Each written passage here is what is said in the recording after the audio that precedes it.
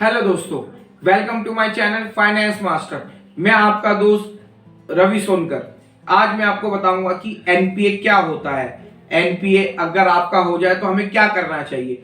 NPA अगर हमारा account हो जाए तो हमारे को किस तरीके की परेशानी हो सकती है और हम अपने एनपीए अकाउंट्स को कैसे बचा सकते हैं। दोस्तों, एनपीए का मतलब होता है नॉन परफॉर्मेंस एसेट्स या नॉन परफॉर्मेंस अकाउंट।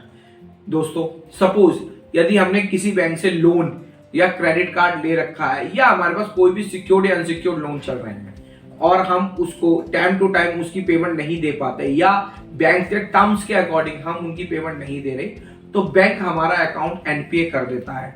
दोस्तों, एनपीए में हमारे सिक्योर्ड अनसिक्योर्ड दोनों लोन आते हैं।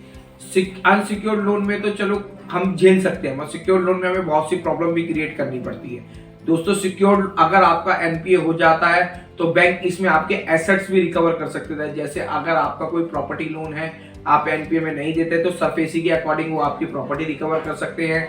गाड़ी है तो आपकी गाड़ी रिकवर कर सकते हैं।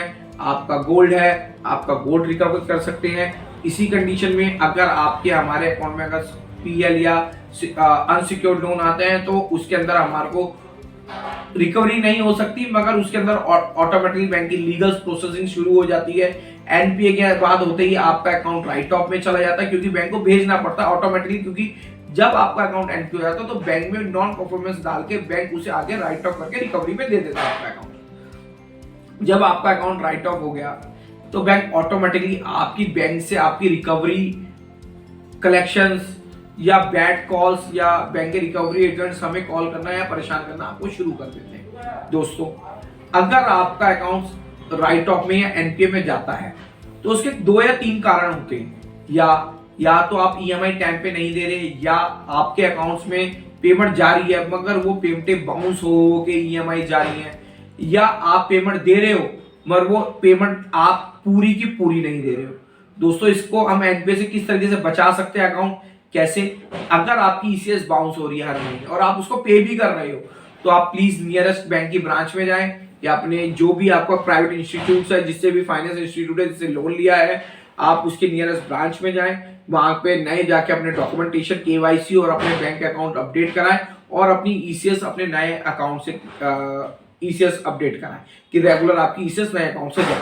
सेकंड ऑप्शन, यदि आपके अकाउंट आप पेमेंट दे रहे हैं कभी थोड़ी कभी ज्यादा और आपके ओवर ड्यूज हो गए हैं, तो आप बैंक में जाए, थोड़ा सा बैंक से टाइम ले, कुछ भी करके अपने अकाउंट ओवर ड्यू कराएं या बैंक से अपना रिस्ट्रक्चर कराएं, मोनिटोरियम ले। ये भी एक बड़ा ऑप्शन आया था जो 2020 में बैंक ने हमारे को दिया था कि आप अपना अकाउंट एनपीए होने से बचा सकते हैं।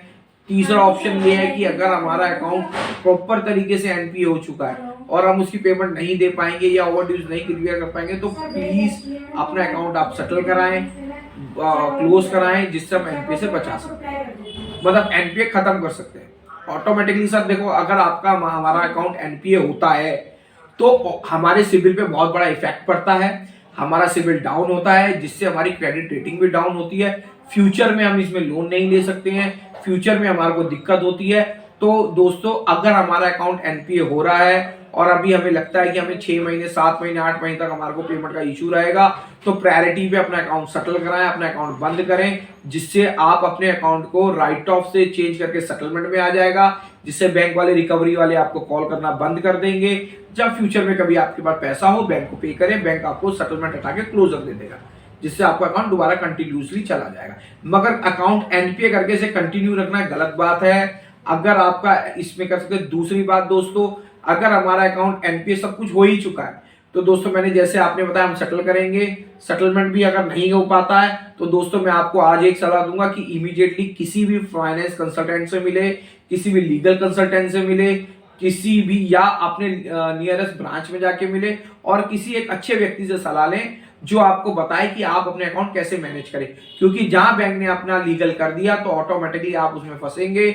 लोन होगा तो 138 के केस में फंसेंगे, सिक्योर्ड लोन होगा तो सरफेसी के केस में आप फंसेंगे, या आपकी गाड़ी होगी तो वो उड़ जाएगी। तो दोस्तों, आज ही में आप कोविड है, आप परेशान हैं, दिखते हैं, तो मैं यही कहूंगा आप कुछ ना कुछ करके अपने लोन या अकाउंट को, एनपीओ को सेटल कराएं खत्म करें। धन्यवाद। रवि सोनकर।